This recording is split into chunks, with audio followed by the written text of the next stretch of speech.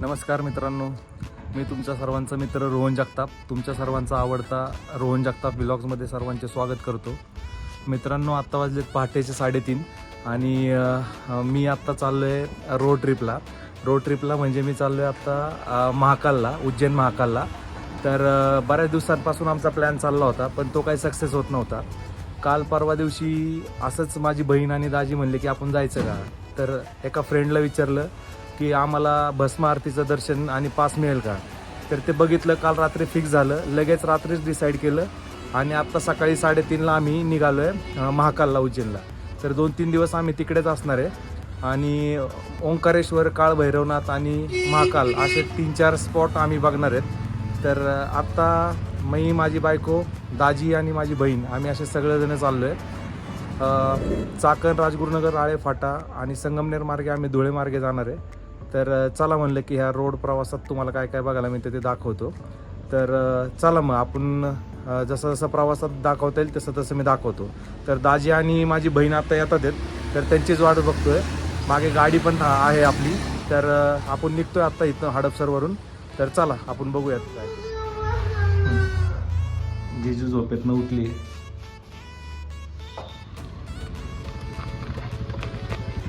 हात लावा गाडी. सर्व बॅग्स वगैरे ठेवून झालेत.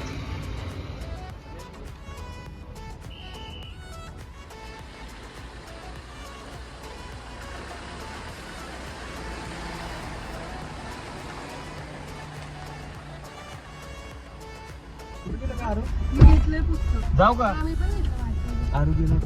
चला. गणपती बाप्पा मंगल मूर्ती मोरया. चला मित्रांनो, आम्ही आता प्रवासाला सुरुवात केलेली आहे. तर डिझेल भरायला गाडी थांबवणार आहे आम्ही.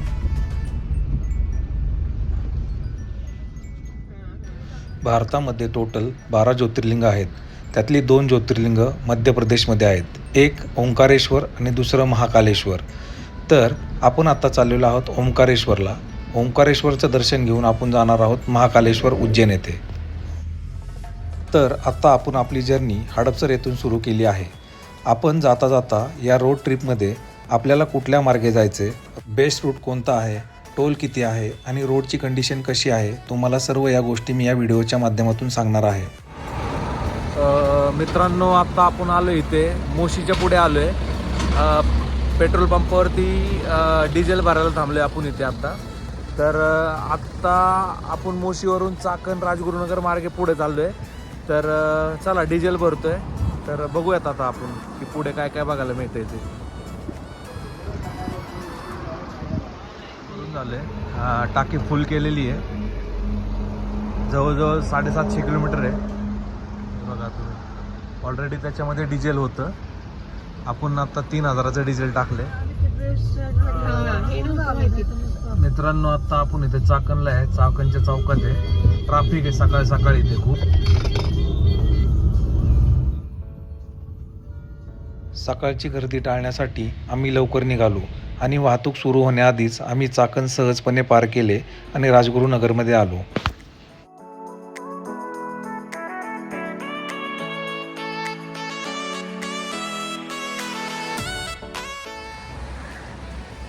मित्रांनो, आत्ता आपण आलेलो आहोत मंतरच्या पुढे. इथे एक रवी किरण प्युअर व्हेज म्हणून एक हॉटेल आहे. तिथं आपण ब्रेकफास्ट करायला थांबलो आहे. तर तुम्ही माझ्या मागे बघू शकताय, हा आहे हायवे, नाशिक हायवे. तर चला आपण आता ब्रेकफास्ट करूयात. तुम्हाला दाखवतो आपण काय.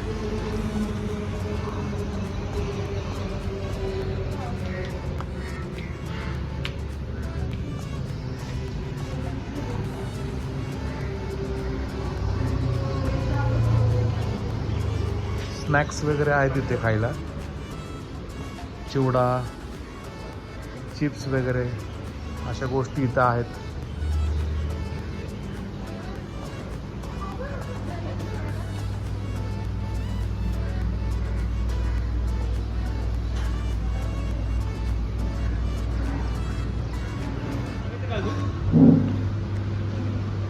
आता आम्ही इथे बघा, घावन चटणी आणि आंबोळी चटणी असं सांगितले आणि डोसा सांगितले. तर मस्त आहे हॉटेल. उपमा सांगितलेलं आहे, आता उपमा आलाय. टेस्ट कसं आहे, कसं आहे सांग. छान आहे. एक नंबर टेस्ट. मस्त आहे ना, घरी केल्यासारखंच एकदम.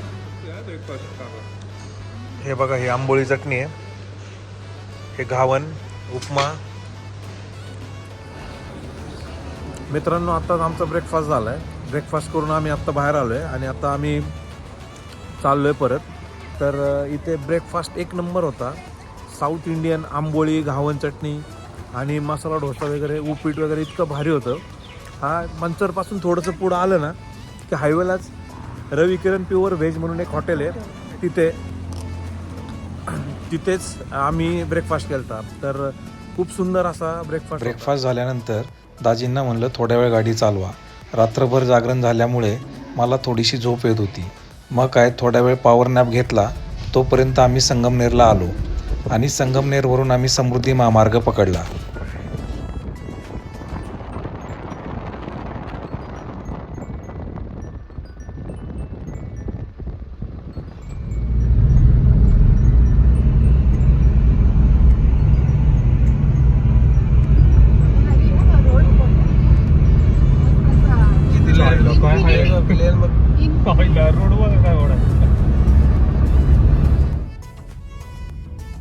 आता बघा 45 किलोमीटर पुढे आल्यानंतर आम्ही लेफ्ट मारून कोपरगावकडे आलो आणि आम्ही समृद्धी महामार्ग एक्झिट केला. पुढे आता आम्हाला कोपरगाव, येवला, मनमाड असा आम्हाला पुढे प्रवास करायचा होता. लावलं का सायली मॅम? मी लावतो. येवलाच. नाशिक, येवला. मित्रांनो, आता आपण येवल्याला आलोय नाशिकमध्ये.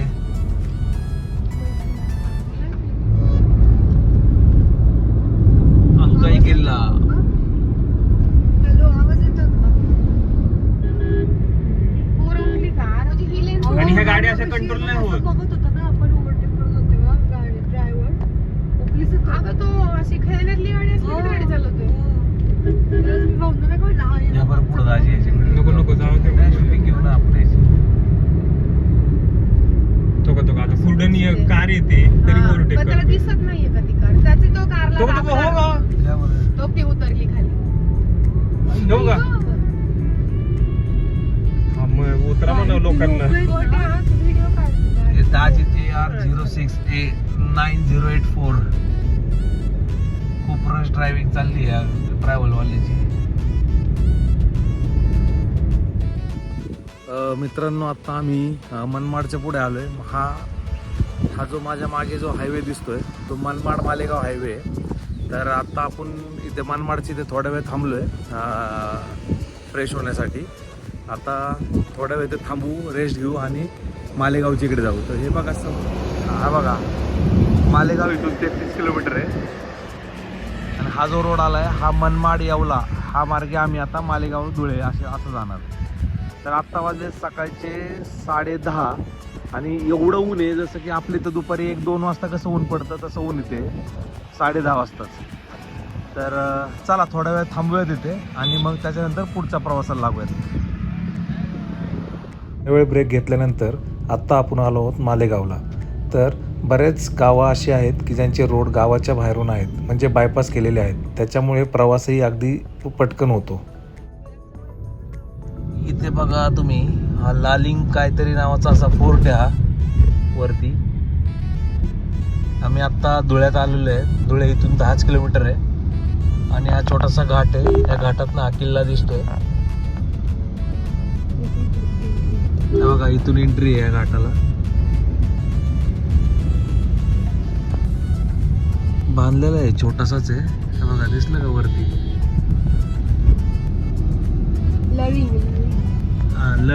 लळिंग फोर्ट. मालेगाववरून धुळ्याला जाणारा हा रोड आहे. या रोडलाच खूपच जास्त ट्रक्स आणि मोठी व्हेकल्स असतात. त्यामुळं थोडंसं गाडी हळूहळू चालवायला लागते. मित्रांनो, आता आम्ही धुळे सिटीमध्ये एंट्री करतोय. पुढे हा टोल नाका आहे. इथून घेऊ का बाहेर? मित्रांनो, आता आम्ही आलो इथं धुळ्यामध्ये. धुळे इथून 1-2 किलोमीटर आहे आणि त्याच्या अलीकडे श्री खोडियार काठियावाडी धाबा तिथे आहे शुद्ध शाकाहारी. तिथे आम्ही थांबलो थोडंसं खायला. तर चला आपण जाऊयात आतमध्ये. हे बघा तुम्हाला दाखवतो पुढून.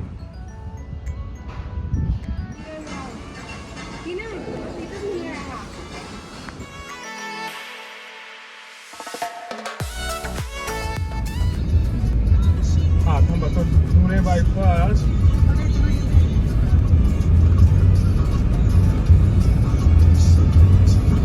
तो जळगावला जातोय रोहन. आत्ता आपण आलो आहोत धुळ्याला. धुळ्यात पण आपल्याला रोड हा गावाच्या बाहेरूनच आहे, म्हणजे बायपास करावा लागतो.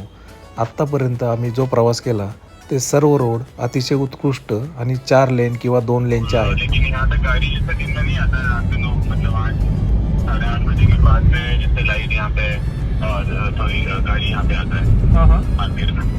आत्ता आपण या टोल नाक्यावरती आलोय. केवढा मोठा टोल नाका आहे बघा तुम्ही.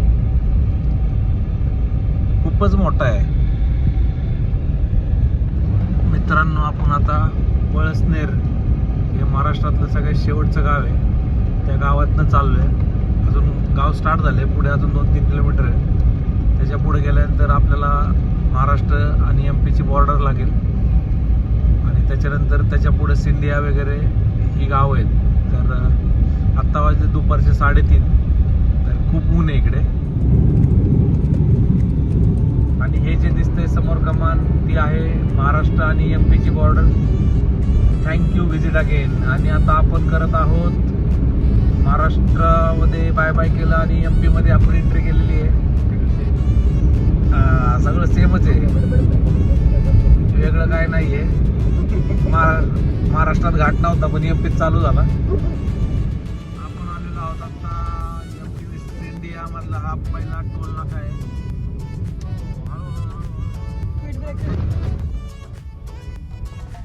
पुणे ते ओंकारेश्वर दरम्यान आम्हाला टोटल 4 ते 5 टोल नाका लागले व वन साईड आम्हाला 900 रुपये टोल लागला. Head toward National Highway 52. आज आपण ओंकारेश्वरला. आता आपण ओंकारेश्वरला जातोय पहिल्यांदा. Head east on National Highway 347C. Continue on National Highway 347C for 12 kilometers. इथून स्ट्रेट 90 किलोमीटर ओंकारेश्वर आहे. अजून 2 तास दाखवतंय ओंकारेश्वरला पोहोचायला. आता आपण चाललोय ओंकारेश्वरला.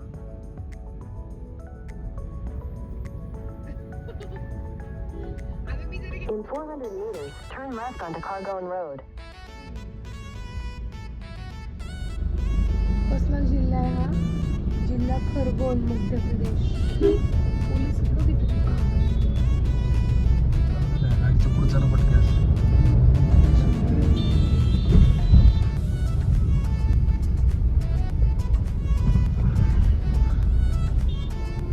गाडी त्याला फोन लावा ना, त्याला म्हणा कुठं बघताय ऋषी, ते करा बुक. मला नाही करता तो रोहन. करा की करा. करून द्या. त्याने पाठवले लोकेशन. आता वाजले संध्याकाळचे 7:30. खूप गर्दी आहे इथे. खूप गाड्या पार्किंगला लागलेल्या आहेत. पार्किंगला जायचं ना आपण आता.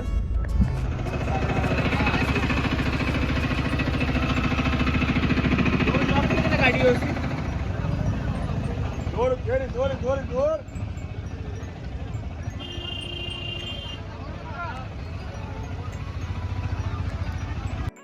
ओंकारेश्वरच्या मेन मार्केट आणि बस स्टँडच्या जवळच आम्ही रूम घेतली. आम्हाला रात्री फक्त स्टे करायचा होता, कारण सकाळी आम्हाला लवकर जायचं होतं. त्याच्यामुळे आम्ही चांगली रूम घेतली. त्याला रेंट 2000 रुपये होते. मित्रांनो, आता आपण इथं ओंकारेश्वरच्या नर्मदा घाट आहे तिथे आता जेवण करायला आलं. तर आत्ताच फ्रेश झालो. संध्याकाळचे 7:30 वाजलेत. आम्हाला जवळजवळ 14 तास लागले इथं ओंकारेश्वरला यायला. तर आता जेवण करतो आणि त्याच्यानंतर तुम्हाला भेटतो. चला.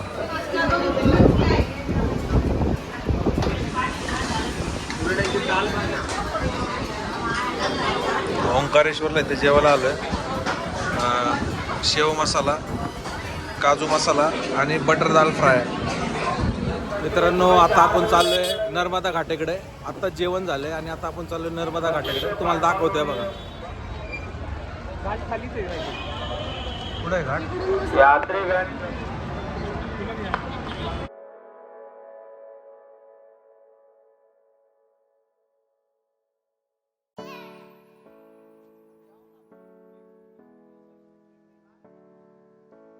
समोर जे दिसतंय ना मित्रांनो, हे बघा, हे जे समोर दिसतंय हे ओंकारेश्वराचं मंदिर आहे. अतिशय सुंदर आणि प्रशस्त असं मंदिर आहे. हे जे समोर दिसतंय या दर्शनाच्या रांगा आहेत बघा आता लागलेल्या. खूप गर्दी आहे इथे. आणि हा नर्मदाचा घाट आहे. इथे रोज संध्याकाळी 7:30 वाजता नर्मदा घाटापाशी आरती असते. तुम्ही बघा ह्या दर्शनाच्या रांगा कशा आहेत.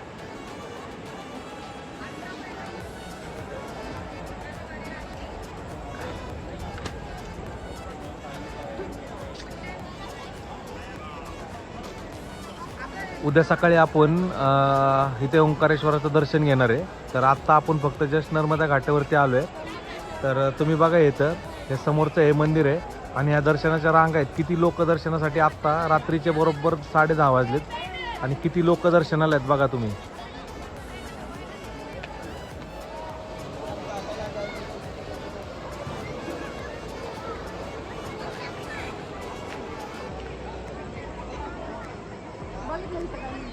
घाटोपर स्वच्छता संबंधी सुद्धा